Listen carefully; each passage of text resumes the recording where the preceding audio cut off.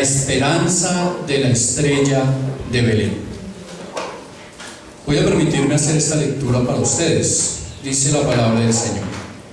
Después de que Jesús nació en Belén de Judea, en tiempo del rey Herodes, llegaron a Jerusalén unos sabios procedentes del oriente.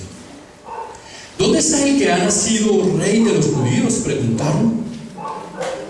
Vimos levantarse su estrella y hemos venido a adorarlo. Cuando lo oyó el rey Herodes, se turbó y toda Jerusalén con él. Así que convocó de entre el pueblo a todos los jefes de los sacerdotes y maestros de la ley y les preguntó dónde habría de nacer el Cristo.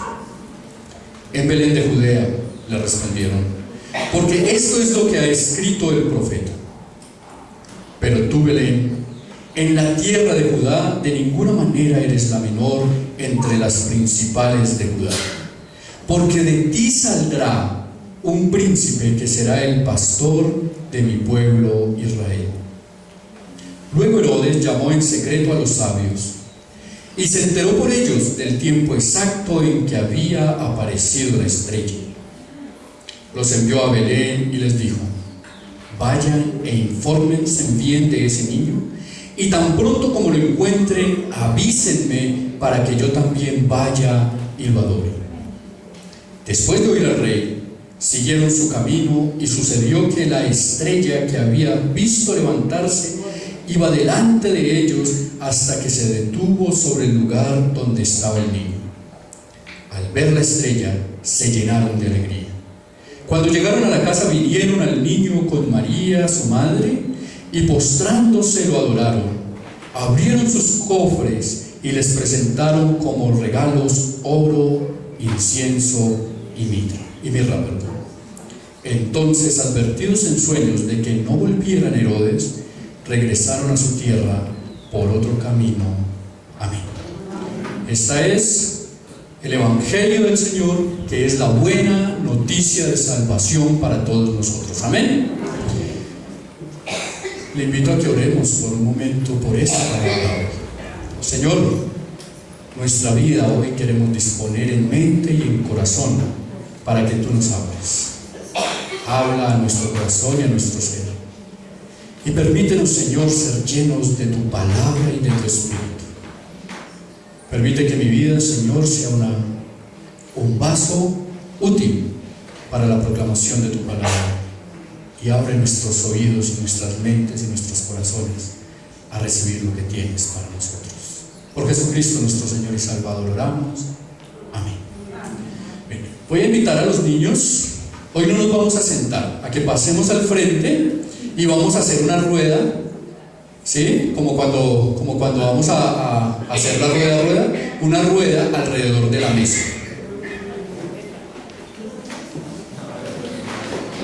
Todos los niños vamos a pasar.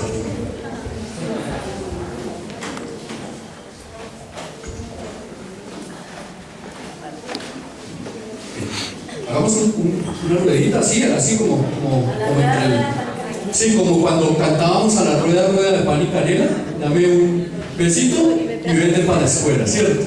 Bien. Cerremos el círculo, tratemos de cerrarlo. No nos dé miedo darle la espalda a papá y a mamá, que ellos hoy no nos van a regañar por eso. ¿Listo? Eso sí. Bien. ¿Por qué quise hoy que estuviéramos de esta forma? Uno, porque el devocional va a ser más cortico, porque ustedes imagínense ese devocional tan largo y nosotros de pie aquí. Entonces ustedes ya no me corrían tanto, ¿cierto? Pero lo otro, porque quiero que miremos la mesa. Particularmente quiero que miremos la mesa. Acabamos de leer en el Evangelio sobre una estrella, ¿sí? Una estrella que guió a unos personajes que nosotros no conocemos como los sabios, sino como ¿qué? Los reyes magos. Ahorita en el sermón vamos a hablar un poquito de eso, si eran magos, si hacían cosas de magia o si no. Ahorita vamos a hablar de eso. Pero la estrella era un símbolo que llevaba a los reyes o a los sabios, los llevó hasta el lugar donde estaba Jesús. Un símbolo básicamente es un elemento que nos permite tener la representación de algo y teniendo esa representación entender un poco más fácil alguna cosa, ¿cierto? Eso es un símbolo. Entonces, por ejemplo, en nuestro país hay símbolos, ¿cierto? ¿Cuáles son los símbolos de Colombia? La bandera, ¿cierto? ¿Cuántos colores tiene la bandera? 3. ¿Cuáles son los colores?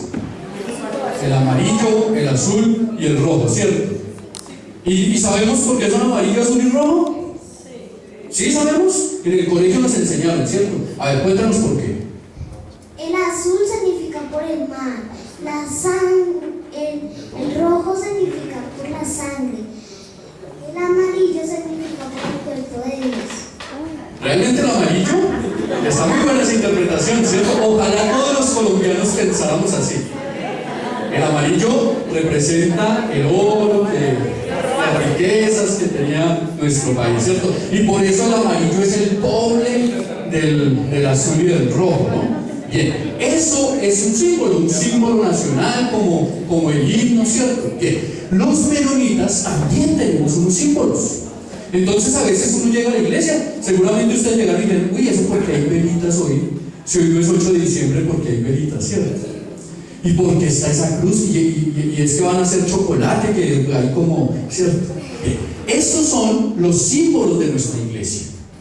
Y hoy quiero que revisemos y aprendamos, junto con papá y con mamá, qué significan esos símbolos, ¿cierto?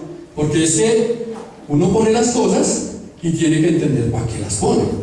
Uno canta y tiene que entender para qué canta, ¿cierto? O sea, uno no canta por cantar, hay que ponerle cuidado a las letras, ¿cierto? Uno escucha la predicación y si quedan dudas hay que ir a preguntar, ¿cierto? Entonces uno le pregunta a papá o a mamá, ¿qué fue esa palabra tan rara que dijo el pastor? ¿Cierto? O ahí le pregunta al pastor, ¿cierto? Que al pastor le gustan los niños y le gusta estar con los niños, entonces usted va y le pregunta y el pastor trata de responderle. ¿Listo? Bien, vamos a hablar de los símbolos de nuestra iglesia. El primer símbolo de nuestra iglesia es la mesa. La mesa es un símbolo de la iglesia. ¿Para qué sirve una mesa? ¿Para qué sirve una mesa? A ver, déjenos a ver qué nos responden los niños. ¿Qué hacemos nosotros en la mesa? Comer, ¿cierto? Comer. Eso principalmente hacemos en la mesa. Bueno, dice la historia que se comía en la mesa, porque ahora comemos en el cuarto, ahora comemos en la cocina, en la sala, ponemos el Wii y entonces estamos ahí comiendo los frijoles y de pronto tenemos más cuidado que no vaya a quedar en el control del Wii que en la colcha, porque estamos cómodos, ¿cierto? Pero realmente la mesa nos representa el escenario de la comida. Nosotros recordamos la mesa. Esta mesa nuestra se llama la mesa de la proposición. ¿La mesa de la qué? Proposición. Uy, qué palabra más rara, ¿cierto? ¿Qué quiere decir proposición? Es la mesa que Cristo ha propuesto para la fraternidad de nosotros. Entonces, hoy tenemos Santa Cena. Nos ayuda mucho además para entender el símbolo. Cuando Cristo, antes de irse para el cielo, dijo, vean, yo les propongo que ustedes se reúnan en esta mesa, ¿en memoria de quién? En memoria de mí, en memoria de Cristo, ¿verdad? Esta mesa nos recuerda justamente eso.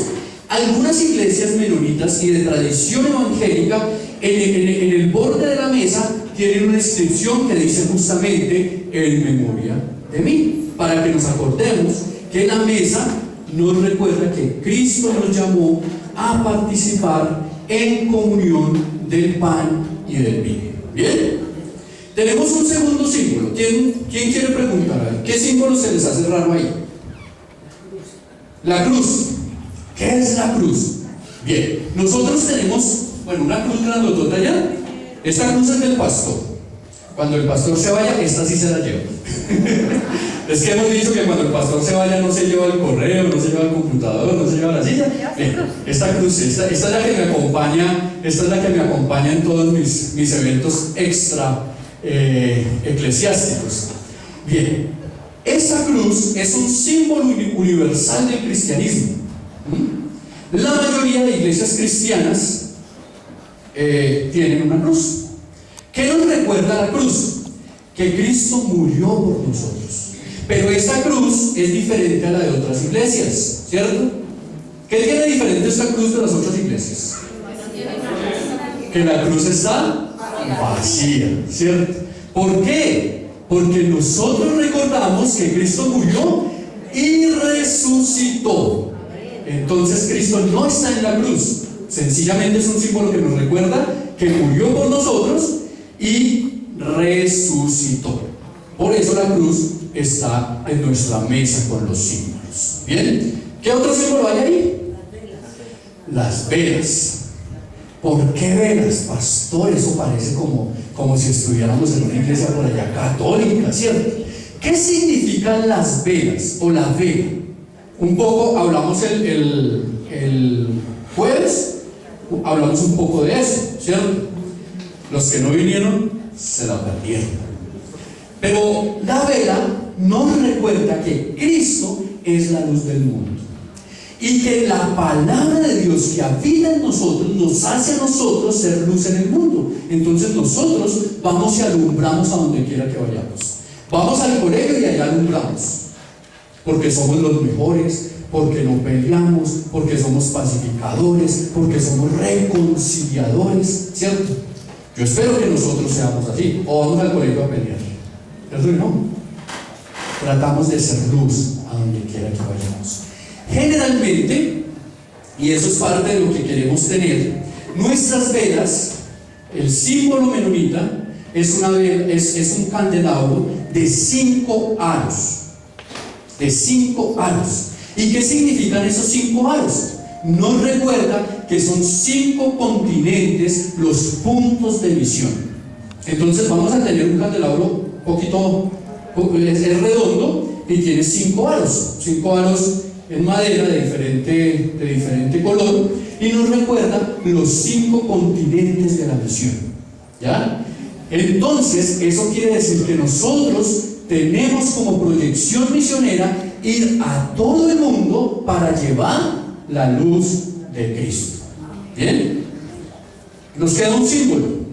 ¿Ustedes para qué creen que es eso? ¿Qué hay acá? Aquí hay una jarrita, ¿cierto? ¿Y una qué? Y una toalla. Bien. Esa jarrita con esa toalla nos recuerda 2 cosas. Esta es una jarra para echar agua. Bien. Nos recuerda 2 cosas. La primera, nos recuerda nuestro compromiso en el bautismo. Cuando nosotros nos bautizamos, cuando ya crecemos y nos bautizamos, entonces estamos diciéndole al mundo: yo creo en Cristo. Estamos haciendo una confesión pública de que creemos en Cristo. Esa es la primera razón por la que el agua sigue estando en medio de nosotros. Pero la otra es muy importante también, y es que ustedes se acuerdan qué hizo Jesús antes de morir. Le lavó los pies a los discípulos. Eso es un símbolo de servicio. Nosotros estamos para servir. Entonces esta jarrita con esta toallita nos ha de recordar a nosotros los menonitas que somos una comunidad para el servicio y por el servicio. Ustedes y yo estamos creciendo para aprender a servir. ¿Bien? Por eso ese símbolo también está en medio de nosotros. ¿Tenemos un poquito más de claridad sobre nuestros símbolos? Hay otros símbolos que no los tenemos acá, y cuando los tengamos, si llegan a llegar, entonces también los vamos a explicar. Pero estos son los símbolos que nos están acompañando ahora: la mesa, la cruz, la vela y el agua. ¿Verdad? Niños y niñas, ¿les parece bonito ser menonitas? Ahora que comprendemos cuáles son nuestros símbolos, a mí me parece interesante. Y me parece interesante ¿por qué? Porque cada uno, cuando nosotros vemos eso, vamos entendiendo y nos vamos acordando: ay, Cristo murió, pero resucitó. Ay, Cristo es la luz del mundo y nosotros llevamos su palabra. Estamos llamados para el servicio. Y esta mesa nos recuerda que somos una comunidad que compartimos el pan y compartimos el vino. ¿Qué tal si le damos gracias juntos? Oremos al Señor. Y ustedes y yo vamos a orar con los niños y como los niños. ¿Cierto? Vamos a repetir. Entonces todos los ojitos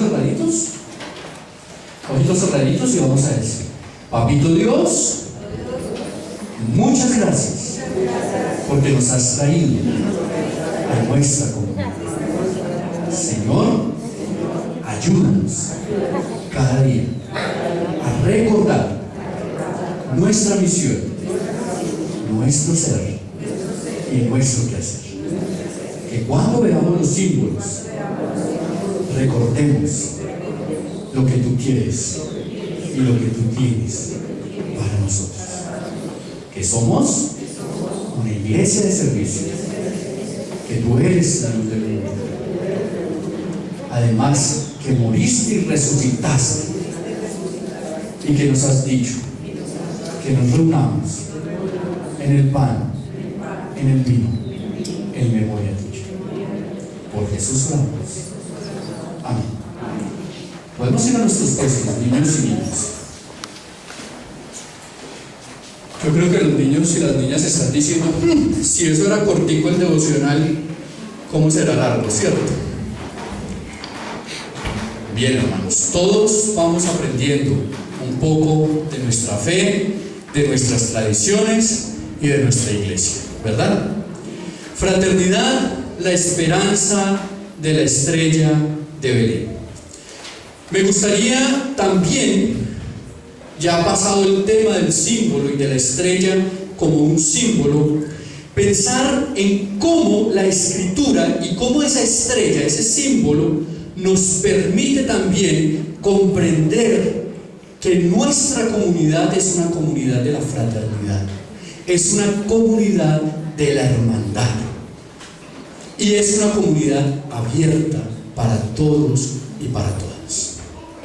Entonces, yo les decía, estén pendientes de las lecturas bíblicas, porque ellas van a atravesar absolutamente todo nuestro servicio, incluyendo el sermón. Cuando nosotros hablamos de fraternidad, cuando nosotros hablamos de hermandad, tenemos dos posibilidades. La primera es pensar en una hermandad cerrada, ¿cierto? Entonces hay organizaciones cerradas que son hermanos. Hay organizaciones cerradas que buscan ser fraternidades. El Club de Leones, por ejemplo, ¿cierto? Es un club para gente pupi y se reúnen para hacer obra social. Y en muchas partes de Colombia hay Club de Leones. Los Rotarios son entidades que buscan asociarse, que buscan ser fraternales, pero que son cerradas. Usted no puede ser rotario si no tiene determinado perfil. Determinado perfil. Pasa lo mismo en los clubes, ¿cierto? Los clubes ya pasaron de moda, pero anteriormente pertenecer a un club era una cosa, pues, que te daba categoría, ¿no? Un goodwill, un buen nombre. Y entonces, ¿quién? Dime. Te subía el estrato, el estatus, ¿no? Sí. Y entonces pagabas una cantidad de plata por entrar al club y sostenías tu acción con una mensualidad. Y entonces allá se creaban unas relaciones fraternas, un poco más de conveniencia. Pero entonces la gente se sentía muy bien diciendo: nos vemos en el club este fin de semana, ¿cierto? Y de ahí surgen algunos deportes un poco costosos para muchos de nosotros. Ese es un tipo de fraternidad cerrada. Pero no es la fraternidad de la comunidad. La fraternidad de la comunidad es una fraternidad, es una hermandad abierta. Acá a todo el que llega se le recibe. Fernando, ¿sí me lo abrazaron? Sí. ¿Sí me lo atendieron? David, ¿sí me lo abrazaron como cuando uno llega a la casa? Como cuando, ¿sí? Y a la esposa también, ¿no? ¿Me recuerdas tu nombre? Ceci. Va a ser fácil acordarme de tu nombre. Entonces, esta es una comunidad abierta. Debe ser una comunidad abierta, una fraternidad abierta. Aquí no hay diferencias de raza, aquí no hay diferencias de estratos sociales, acá no debe haber diferencias de ningún tipo, porque somos una fraternidad abierta, ¿cierto? Acá usted hace su discipulado y se bautiza y es miembro de la comunidad, y eso lo entendemos como una cuestión más de orden administrativo que de no, tú eres miembro y yo no soy miembro, entonces, ¿cierto? No, aquí esas diferencias no existen. En este espacio todos somos hermanos, miembros y no miembros, visitantes, simpatizantes, todos somos hermanos, ¿cierto? Porque la iglesia no es un club, porque la iglesia es una iglesia, y la iglesia es la casa de Dios, y Dios es un Dios para todos. El proverbio dice: Dios da el sol a los buenos y a los malos. Bien, alrededor de la estrella, quise pensar un poquito alrededor de ese pasaje de la estrella y pensar y encontrar el sustento bíblico de lo que les estoy hablando. La primera cosa que hoy quiero enfatizar es que la estrella de Belén nos da la esperanza de la fraternidad incluyente y universal. Entonces resulta que para este tiempo los judíos estaban esperando un rey. Ellos habían pasado por la experiencia del imperio greco y ahora estaban en el dominio del imperio romano, con todas las transiciones. Y estábamos hablando de una época de imperios, de dominios. El que ganaba era el dominante, y los judíos estaban esperando su rey, a ver si su rey hacía un imperio. Y efectivamente el rey de los judíos hizo un imperio. Lo que pasa es que no era el imperio que todos esperaban, es el imperio del amor. Ese es el imperio de Jesús, el imperio del amor. Entonces, es muy curioso porque los textos nos están hablando de la historia de Israel, del contexto de Israel, del deseo y de la necesidad de Israel. Y de repente aparece esta comunidad mateana diciéndonos: y entonces llegaron 3 reyes magos de Oriente. Aquí tenemos que aclarar una cosa. En nuestro contexto, hoy en día, 2016, nos hablan de mago y pensamos como en quién, como en García Lorca, ¿cómo se llama el mago? Gustavo Lorgia, ¿cierto? García es otro. Gustavo Lorgia, ¿cierto? Uno que encanta, uno que ilusiona. En unos años anteriores podríamos pensar que un mago era un hechicero. Pues estos 3 hombres ni eran hechiceros, ni eran adivinadores, ni eran personajes como Gustavo Lorca. No eran ilusionistas. Cuando la escritura refiere de reyes magos, está hablando de hombres sabios. Hombres sabios. Sí, claro. Es muy interesante que ellos sigan una estrella, porque la sabiduría en Oriente y la sabiduría antigua estaba muy relacionada con la astrología. La astrología evolucionó y hoy en día, ¿cómo se llama? Astronomía. La astronomía es una evolución de la astrología. Un poco también lo que pasa con la psicología. La psicología es una evolución, ¿sí?, de la filosofía. Y muchas cosas fueron evolucionando. Entonces, Cuando nosotros hablamos hoy en día de astrología, ¿en qué pensamos? Los signos del zodiaco, el horóscopo, ¿cierto? Bien, la astrología no tenía mucho que ver con eso. La astrología tenía que ver con la lectura que se hacía de los tiempos y de las estrellas.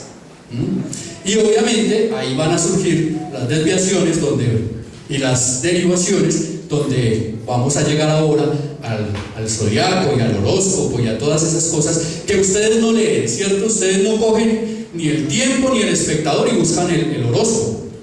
Eso creo yo, ¿cierto? Sería el colmo, dice Lilian. Bien, pero estos reyes, estos hombres sabios, si eran hombres que se preparaban en todas las áreas de la vida, en una cosa que se llama las ciencias lógicas. Eso tenía que ver con matemáticas, eso tenía que ver con aritmética, eso tenía que ver con geometría, eso tenía que ver con astrología, eso tenía que ver con música. Y hay alguna otra cosa que se me escapa en este momento. Hermanos y hermanas, estos eran verdaderamente hombres sabios, pero no eran de Israel. Dice la Escritura que ellos venían de Oriente. Hacia Oriente, y quienes han estudiado este tema de los reyes, que hasta incluso les han dado nombre, ¿no?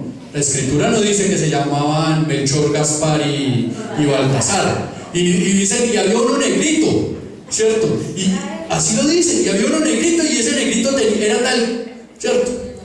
Bien, la Escritura no dice nada de eso. Todo lo que dice es que eran unos hombres de Oriente. Cuando miramos en el mapa hacia Oriente, y los estudiosos dicen, bien, estos hombres de Oriente podían ser de Babilonia o podían ser de Persia, y venían buscando al rey por una razón. Era una razón también política. Era una razón, no era una cosa tan espiritual, era una razón más bien política. A ellos geográficamente también les interesaba que surgiera el rey de los judíos.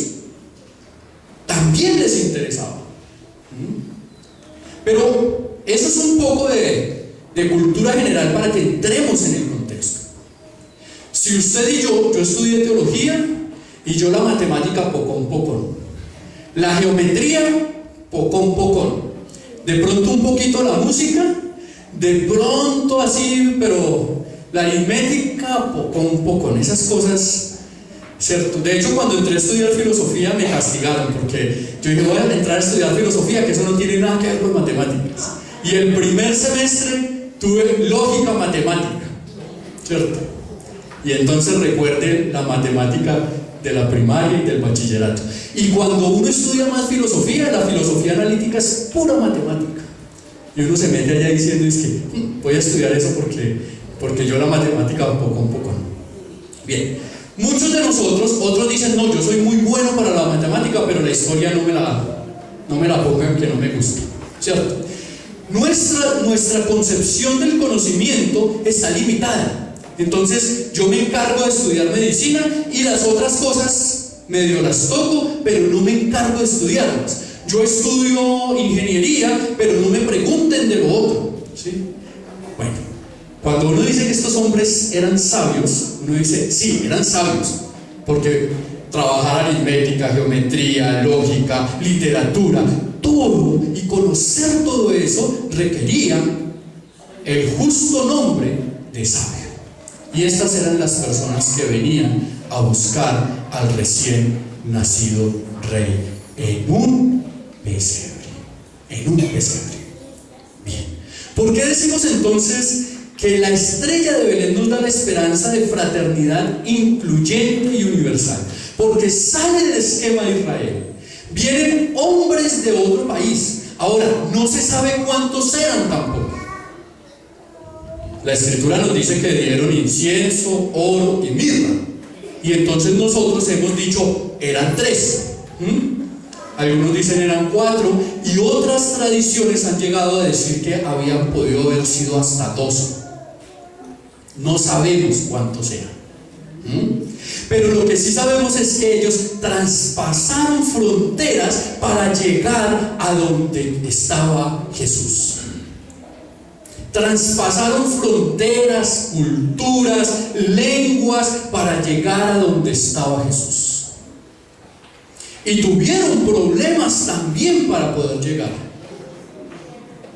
Recuerden ustedes el encuentro con Herodes, que lo acabamos de leer, y eso generó una cosa maluca en Herodes, y él mandó llamar.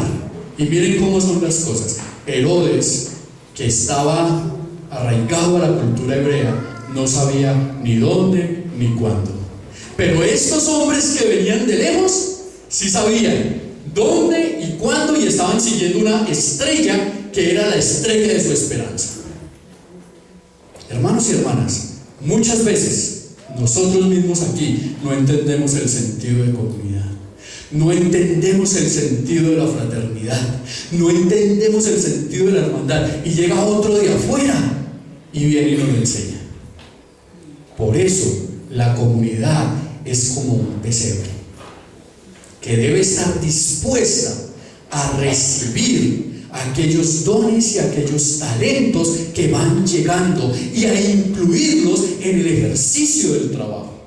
Esta debe ser una comunidad que trabaja junta. Esta no es la comunidad de 5 o de 6 o de 10 personas. Esta es la comunidad de todos nosotros, y todos nosotros tenemos la responsabilidad de participar en la comunidad. Pero ojo, cuando llegan otras personas, tenemos la responsabilidad también, en amor, de incluirlos a nosotros y de recibir los presentes que traen, como Cristo recibió los presentes que traían estos reyes de Oriente. ¿Me hago entender? ¿Estamos de acuerdo? Nuestra comunidad como hermandad debe ser una comunidad incluyente y universal.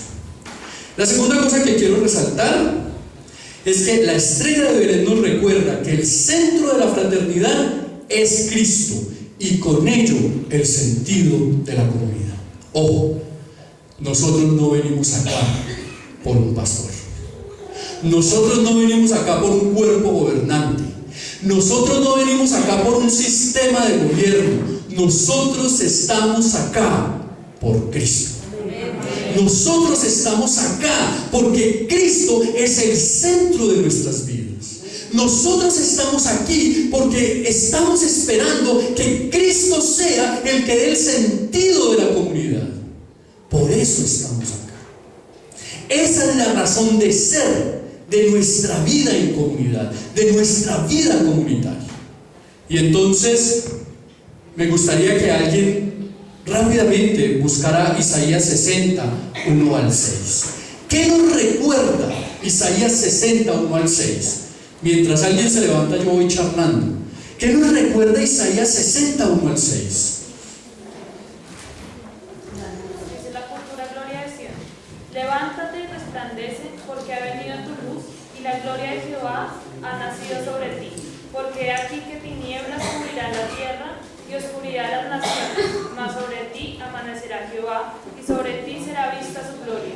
Y andarán las naciones a tu luz, y los reyes al resplandor de tu nacimiento. Alza tus ojos alrededor y mira, todos estos se han juntado, vinieron a ti. Tus hijos vendrán de lejos y tus hijas serán llevados en brazos. Entonces verás y resplandecerás. Se maravillará y ensanchará tu corazón, porque se haya vuelto a ti la multitud del mar, y las riquezas de las naciones hayan venido a ti. Multitud de camellos te cubrirá, dromedarios de Madián y de Efa. Vendrán todos los de Saba, traerán oro y joyas, y publicarán alabanzas de Jehová. Gracias. Bien, ¿qué está diciendo el profeta? Levántate y resplandece, porque ha nacido tu luz. ¿Cuál luz? Es justamente la experiencia que están teniendo los reyes magos. Ellos han llegado al sitio donde está la luz, y acabamos de decir, ¿cuál es la luz? Cristo es la luz. Y lo estamos diciendo a partir también de los símbolos. Levántate y resplandece, porque ha nacido tu luz. Pero ¿qué es lo que hace la luz? El texto que acaba de leer Johanna ¿qué es lo que hace la luz? Alumbra, pero además dice, y reunirá. Cristo es el centro de nuestra comunidad. Esa luz que está resplandeciendo es el centro. Alrededor de Cristo estamos nosotros para obtener la luz. Entonces nosotros decimos, antes de ser cristiano andaba en tinieblas, andaba en la oscuridad, pero cuando me encontré con Cristo, su luz me alumbró. Y entonces el escritor va a decir, y somos nosotros, lo dije el jueves, luminares para el mundo. El sentido de la comunidad, el centro de la comunidad no puede ser otro que no sea Cristo Jesús, que alumbra. Hemos llegado como los magos, como los sabios llegaron a ese pesebre. Nosotros hemos llegado a la comunidad para conocer a Cristo. No llegamos para figurar, no llegamos para gobernar, no llegamos para ninguna otra cosa que no sea ser iluminados por Jesús, y en esa iluminación de Cristo ser servidores de Dios. Eso es lo que da el sabor a la comunidad. ¿Qué debemos percibir nosotros cuando estamos acá? A Cristo presente en cada uno de nuestros hermanos y de nuestras hermanas. Eso es lo que necesitamos sentir. ¿Qué debemos sentir? ¿Qué debe sentir usted cuando viene a visitar al pastor? O cuando el pastor va y lo visita a usted.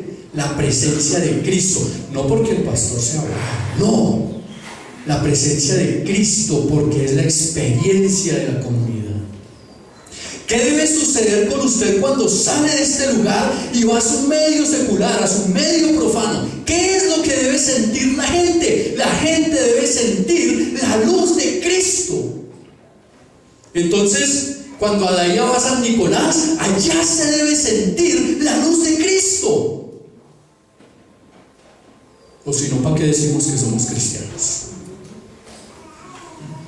Cuando cada uno de nosotros vamos a nuestro mundo, a nuestro trabajo, a nuestro entorno, la gente debe sentir, sí, este personaje ilumina, resplandece, y usted y yo debemos decir, es porque Cristo habita en mi corazón. Amén. Entonces, primer cosa, la estrella de Belén nos da la esperanza de una comunidad, de una fraternidad incluyente y universal. Segunda cosa, la estrella de Belén nos recuerda que el centro de la comunidad es Cristo, y con ello tenemos sentido de la vida comunitaria. Tercera cosa, la estrella de Belén nos enseña que el Evangelio es la identidad de nuestra fraternidad. El Evangelio es la identidad de nuestra fraternidad. Así como Cristo es el centro de la comunidad, el Evangelio es nuestra identidad. ¿A dónde vamos a mirar nosotros? ¿Cómo comportarnos en el Evangelio? Donde están las palabras del Señor. Ahí, justamente ahí. Y entonces San Pablo le dice a los efesios varias cosas, pero solamente quiero resaltar dos. San Pablo vuelve y dice, vengan, miren, tengan presente lo siguiente: la salvación, la comunidad, la iglesia es para judíos y es para gentiles. Y entonces nos vuelve a recordar, es una comunidad incluyente y universal. Pero la segunda cosa que dice es que los gentiles, tanto gentiles como judíos, llegarán al conocimiento de la verdad ¿a través de qué? Esto está más o menos en el versículo 7, no lo voy a leer. Dice, a través del Evangelio. A través del Evangelio. Entonces, cuando nosotros decimos, Cristo es el centro de mi comunidad, necesito remitirme a sus palabras. Necesito mirar el sermón de la montaña, necesito mirar las parábolas, necesito mirar la vida de Jesús para tener en el Evangelio, en la buena noticia de la fe, un referente ¿Por qué usted se comporta como se comporta? ¿Por qué usted no roba? ¿Por qué usted no se roba un lapicero de la oficina? Nosotros no nos robamos los lapiceros de la oficina, ¿cierto? ¿Por qué usted es honesto y cumple su trabajo con su horario? ¿Por qué usted, siendo evangélico, no coge a las 9 de la mañana en la oficina y se pone a leer la Biblia? Pues porque es el horario de trabajo y entonces le estaría robando a mi jefe, ¿cierto? Hay cosas, hace 8 días hablábamos con los niños, que hay cosas que parece que fueron buenas, pero no son tan buenas, ¿verdad? Porque todo tiene su momento y todo tiene su espacio. ¿Por qué usted se comporta como se comporta? ¿Cuál es su referente? Y entonces usted y yo debemos contestar: mi referente es el Evangelio de Jesús. ¿Por qué usted está alegre en medio de estas situaciones de estrés? Estábamos cerrando año. Eso es una cosa que estresa muchísimo. Y los que trabajan con contaduría y cuenta y todo me están entendiendo, ¿cierto? Cuando hay que cerrar año y usted alegre, y usted diciéndole a todo el mundo Happy New Year, ¿cierto? ¿Por qué? Porque mi referente es el Evangelio, y porque yo debo comprender que a partir del Evangelio muchas otras personas van a llegar al conocimiento de Cristo, para que Cristo también sea el centro de sus vidas. Nuestra razón de tener como referente el Evangelio de Cristo es una razón también misionera y evangelizadora. Y es que usted y yo, en tanto que comprendemos que esta es una comunidad abierta, salimos de esa puerta y nos convertimos en misioneros. La misionera no solamente es aquí la hermana María Elena. Misioneros somos todos. Misioneros somos todos. Todos salimos para alumbrar al mundo. Todos salimos para decirle al mundo: el centro de mi comunidad es Cristo y mi referente es el Evangelio. Todos salimos a decirle al mundo: mi comunidad es una comunidad incluyente, y en esa comunidad tú tienes un espacio. Amén. Entonces, hermanos y hermanas, quisiera cerrar invitándolos a pensar: ese símbolo, esa estrella de Belén que llevó a los magos de Oriente, a los sabios de Oriente, nos invita a pensar en que la fraternidad es incluyente, es universal, en que el centro de la vida de nosotros como comunidad es Cristo, entre otras cosas porque Cristo es el proponente de nuestra mesa. Y la tercera y última cosa: nuestra identidad.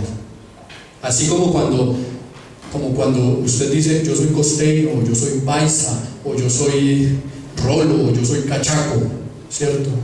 La identidad de nosotros es el Evangelio. Amén. Que la estrella de Belén nos permita comprender que esta comunidad es justamente, y que su vida y mi vida es justamente ese pesebre donde vamos a recibir a otros con sus riquezas y a otros con sus pobrezas también. Oremos al Señor. Mientras oramos al Señor, les invito a que nos vayamos preparando también para la cena del Señor. Y voy a pedir el favor al pastor Carlos, a Daía, a David y a Alberto que me acompañen en la mesa para ministrar la cena del Señor. Oremos juntos. Padre, muchas gracias. Muchas gracias por los magos. Muchas gracias, Señor, también por la estrella de Belén, por los símbolos. Ayúdanos a comprender que esta es una comunidad de hermanos y hermanas. Y en tanto que es una comunidad de hermanos y hermanas, ayúdanos a entender la inclusión, la universalidad del Evangelio, y a ti como el centro de nuestras vidas, para tener el referente de tus acciones en el Evangelio. Muchas gracias por tu amor, Señor. Muchas gracias por tu bondad. Muchas gracias, Señor, que cada día tú nos ayudas, nos guardas y nos bendices. En Cristo Jesús oramos. Amén.